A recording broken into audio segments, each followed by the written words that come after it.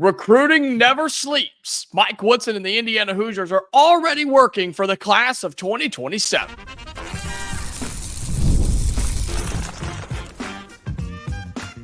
You are Locked On Hoosiers, your daily podcast on the Indiana Hoosiers.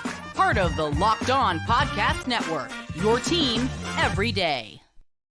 Welcome in, and this is the Locked On Hoosiers podcast. I'm your man, Jacob Goins. I appreciate you being here, making this your first listen each and every day. We are part of the Locked On Podcast Network, which is your team every day. Today's episode of Locked On Hoosiers is brought to you by Game Time. Download the Game Time app, create an account, and use code LOCKEDONCollege for $20 off your first ticket purchase. Terms apply with Game Time. Well, thank you so much for being here again, making this your go-to spot for all things Indiana athletics. A reminder, we are in the off season, so we're going 3 or 4 times a week, not the entire week, and so just be sure you remember that, and I appreciate you sticking with us here through the summer. We got some big things to talk about today as the Indiana Hoosiers are working in 2027, the Indiana basketball program, as they were out watching who could be the number 1 player in the class. We'll talk about that today, plus Kel'el Ware as he continues to go through workouts for teams as the NBA draft gets closer and closer. He is projected as a first-round pick, so we'll have that for you today. Plus,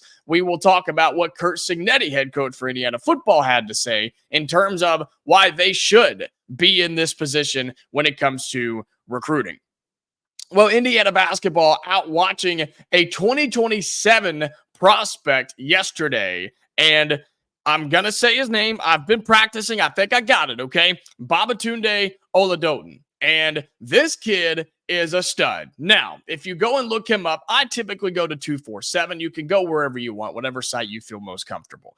He does not have any rankings yet because the 2027 class doesn't have rankings just yet. They will eventually. They're just not there yet. They don't give them rankings this far out because you're still dealing with 25 and 26.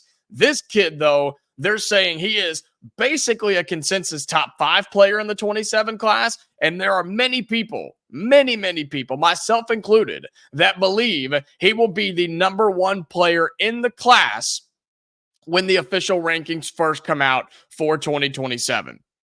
Oladotun is listed at 6'8" and weighs in right now at 160 pounds. He's a wing that can play almost any position. And that's what's exciting about this type of player. He is that new mold of basketball player where he's got the size, he's got the length, he's got the handles, and he's got the shooting, right? He can kind of do it all. If you need him to bring it up the floor, cool. He can do that. If you need him to set screens and pick and roll and pop out to the wing and knock down a 3, sweet. He can do that. You need him to set that pick and roll and then go to the basket and lob it up to him for an alley-oop, awesome. He can do that. You need him to post up on the low block, you feed it down to him and everybody else get out of the way and tell him to go get a bucket, cool. He can do that. That's what's really awesome about this Babatunde Oladotun is he's just got it all. He's just that good of a player. And again,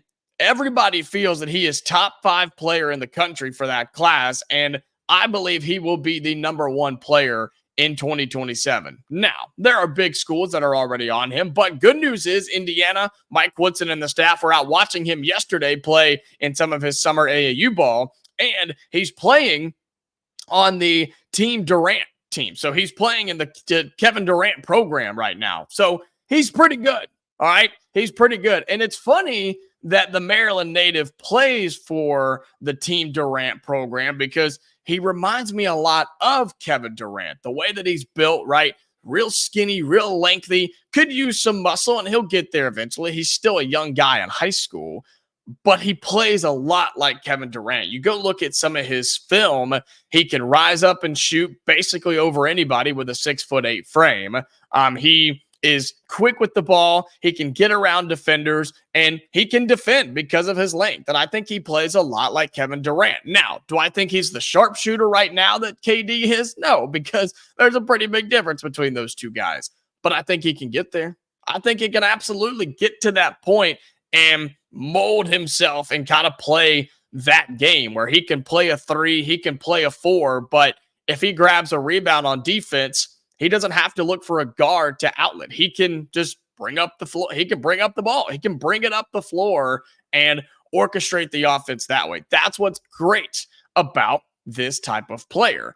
And for him in particular, just think, I know we have no idea what 2027 looks like for Indiana basketball right now, but you bring in this guy who, again, will be a top 5 player, even if he's not number 1, a top 5 player in 2027. That's fantastic. And the fact that Mike Woodson and this staff are already on him, already watching him, going out and recruiting him actively right now, it tells me that Woody gets it. He gets it. He understands this whole recruiting thing. And while it may not have been great there for a couple of years, only bringing in one player here or there, I don't think that's going to be the case anymore. And something that we've talked about on this show is, okay, you can go and talk to them, but you got to land them. And that's still true. That is still the case here with high school recruiting.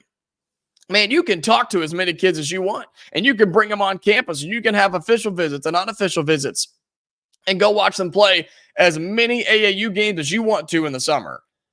But you have to get commitments.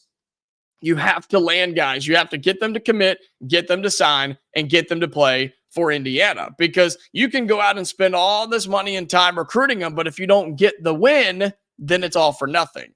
And while it may not all be for nothing, I guess, in today's world with the transfer portal and things like that, it feels that way. It feels that way. And so I don't think that's going to happen. I think Indiana's in a really good spot with their next few upcoming classes because, again, Woody understands. Him and this staff have been out and about, and they know what it takes to be great. And they know what it takes to be a good elite team, not just in the Big Ten, but in college basketball. You got to have the best players. It's plain and simple. You cannot live out of the transfer portal each and every year, which is why they've hit 2025 hard, they've hit 2026 hard, and they're already hitting 2027 extremely hard with a top 5 player. I think the number 1 player in the 2027 class, Babatunde Oladotun, the 6'8", 160-pound forward out of Maryland, who the Hoosiers were out seeing yesterday. Well, coming up on Locked on Hoosiers, we'll talk about Kel'el Ware, a guy that is leaving the program, going to the next level, but where could he go? They're saying he's now projected as a first-round draft pick. We'll talk about that coming up next on Locked on Hoosiers.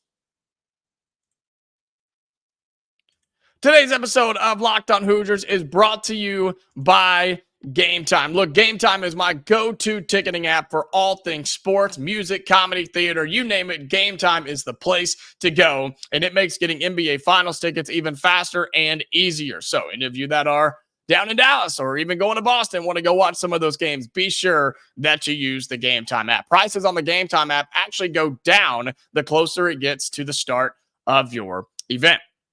Some of my favorite parts of the Game Time app are the last-minute deals. You can save up to 60% off buying last minute for sports, concerts, comedy, theater, and more. They're all in pricing when you toggle this feature. It shows the total upfront with no surprise fees at checkout. And the one I tell you about all the time, you get a panoramic view from your seat in the app before you buy, so you know exactly where you're sitting and what your view will be in any venue in the country. That is what makes the Game Time app my go-to ticketing app.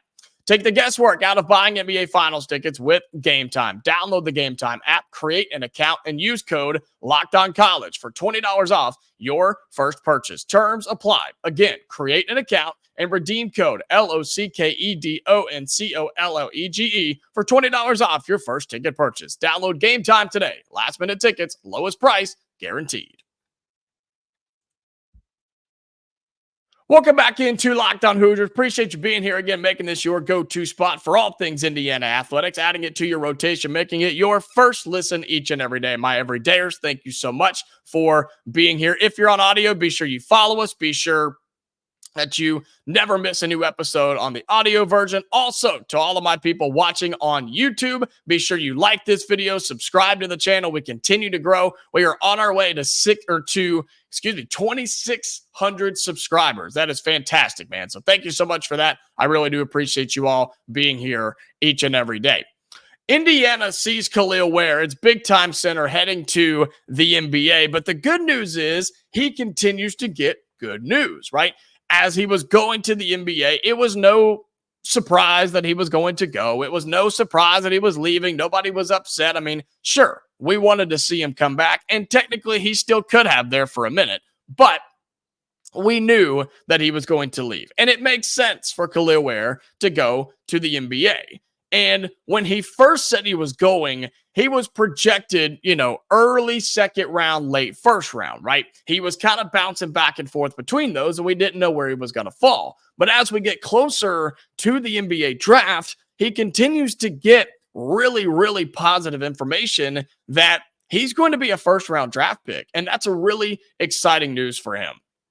They're saying, and again, there's about 50 million people that do their mock drafts for the NBA. He's hovering in the teens right now. I've seen 17, I've seen 15, I've seen 22. I mean, you can pick, literally close your eyes and throw it at a dartboard and pick whichever mock draft you want to use. But the couple of teams that I've seen that he's been working out with, the Miami Heat, who have the 15th overall pick, I've seen him projected at 17 to the Los Angeles Lakers, which I don't think that would be a bad spot for him. I think that'd be a great spot. Show up in LA, play in LA, who is not going to be coached by Dan Hurley, by the way. That was crazy news, wasn't it? He pushed back his decision until Monday and was like, oh yeah, by the way, I'm not going anywhere. I'm staying at UConn.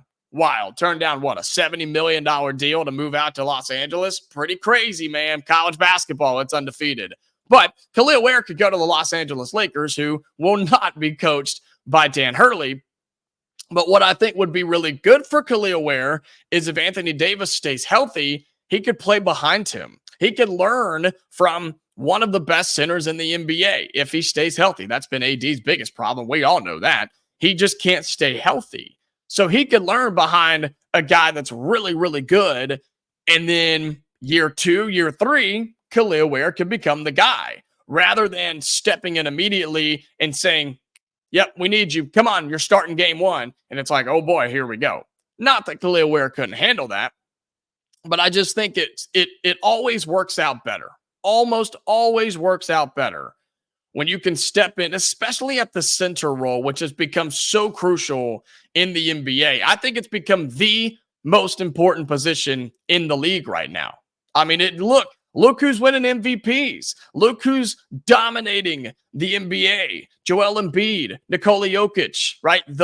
Anthony Davis, those types of guys are dominating the National Basketball Association. And I believe that Kel'el Ware could become that down the road. I think he could become a guy like that if he continues to beef up a little bit and also continues to develop that three-point shot. If he can do that, he's going to be fine. He's got the defense. He's got the blocking. He's got the rebounding. He's got the transition game. He's got the pick and roll. He has all of that. He just needs to continue to get a little bit bigger where they're not going to bump him out of the way to where he can then bump some people out of the way and then continue to shoot the three-point ball. If he can do that, he's going to be fine.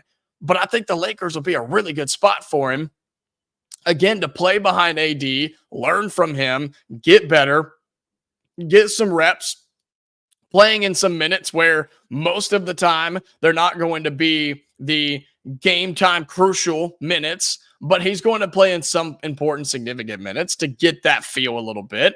And then whenever AD finally hurts himself again and is done for his career or goes off somewhere else or whatever the case may be, then you can slide your 7-foot Kel'el Ware in there.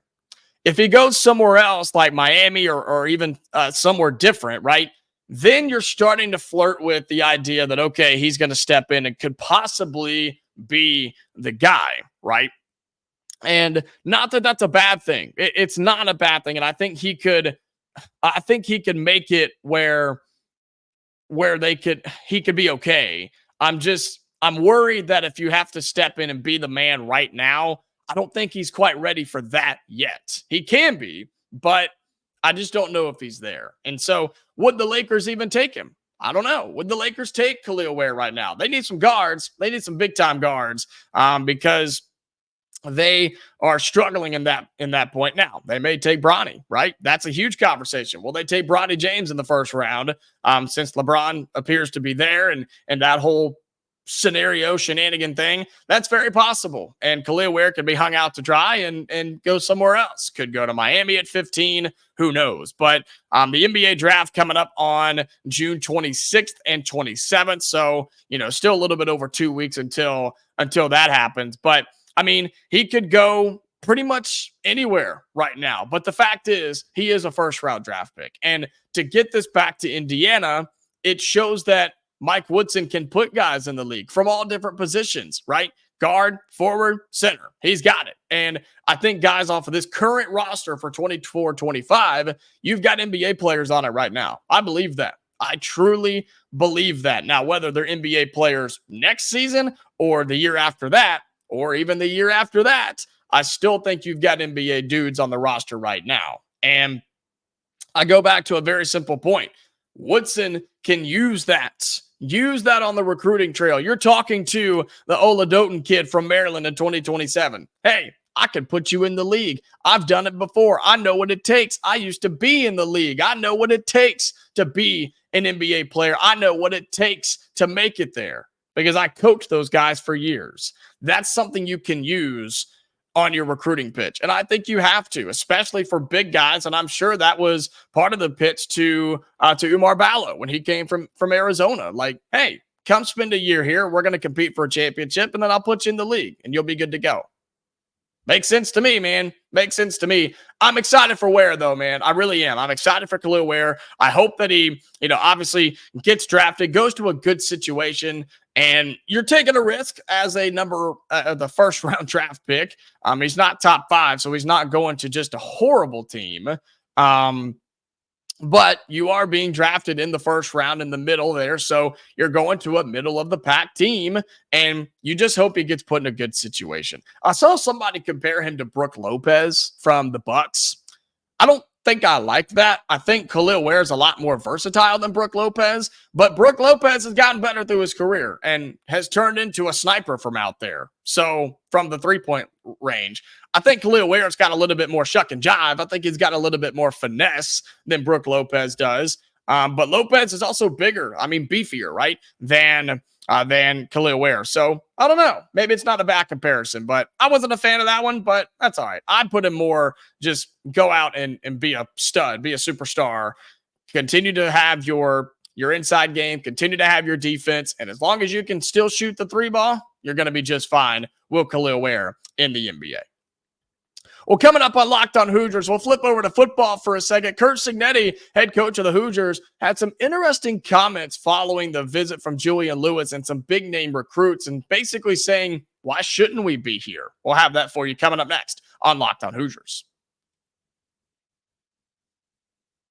Final segment here on Locked On Hoosiers. Appreciate you being here again, making this your go-to spot, your first listen each and every single day. Appreciate you making that so. Head coach Curt Cignetti had some interesting quotes, and we all know that a couple of weekends ago, you had Julian Lewis, the 5-star quarterback, who is one of the most highly recruited, sought-after guys in the class of 2025.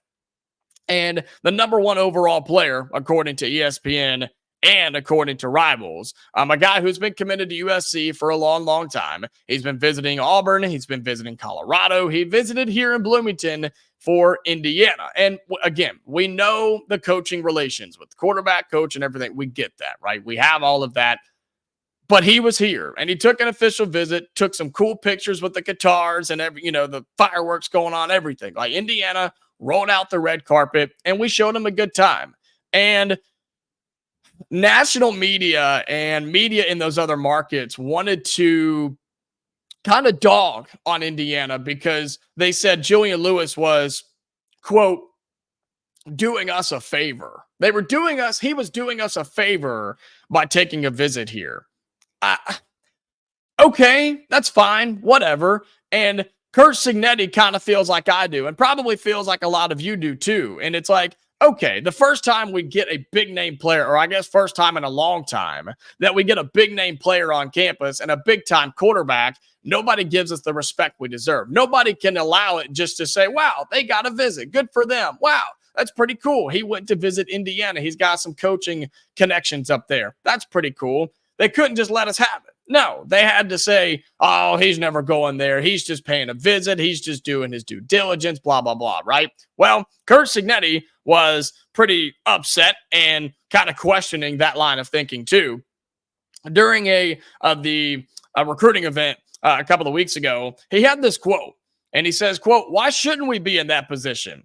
We're a state school, and the Big Ten and the SEC are calling all the shots in college football. With the proper commitment, any team really in the Big Ten, especially that has a state name, can be successful." He goes on to say, people look at our track record and what we've done in the past. We've got some strong recruiting ties out there, but you still got to get them. It doesn't count when they just visit. You got to get them, which is what I was talking about on the basketball side of things with Mike Woodson.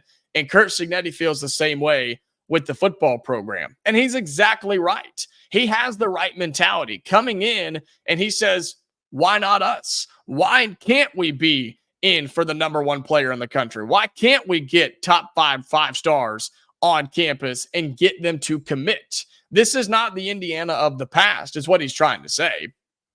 And we all know that's what he's trying to build. We understand that Curt Cignetti has come in and completely changed the mindset, the narrative, and the outlook of this program in a very, very short time. Now, we have not seen him and his team on the field yet, but I'm excited to see what that looks like, and I think there is a lot to be excited about there. But off the field, the things that, as of right now, really, really matter are recruiting things, transfer portal, the outlook, the money, all of those things, the mojo, the vibe around the Indiana football program. And he's trying to change that. And releasing statements like this and having comments like this, it wasn't a statement, it was an answer from a question at a recruiting or at a donor event. But having statements like that are important because he basically comes out and says, hey, screw you. We should be here. We're Indiana. We're a state school, state money in the Big Ten. We land somebody like Julian Lewis, and that turns the program completely around. And I like how he alluded to the past. He said people look at us for what we did in the past, and they judge us off of that, is what he's saying. But now you can judge us on our future.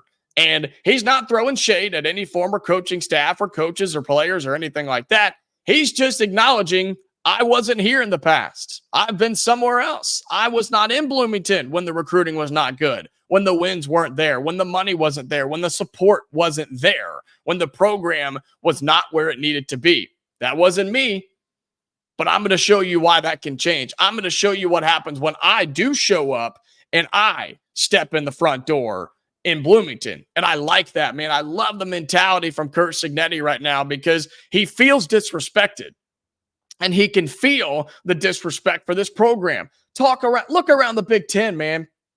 People don't respect us as a football team. They don't because of what the past has looked like, right? We get the upset win here and there, but winning games consistently and being a competitor and a contender, it just hasn't been there. But you can feel the fire from somebody like Curt Cignetti. Heck, you can hear it from me right now. I'm fired up. I'm excited about what the future of Indiana football looks like because I've seen coaches like Curt Cignetti before at other programs. I've seen coaches like him step in and have this mentality. People call him crazy. They do. They call him crazy.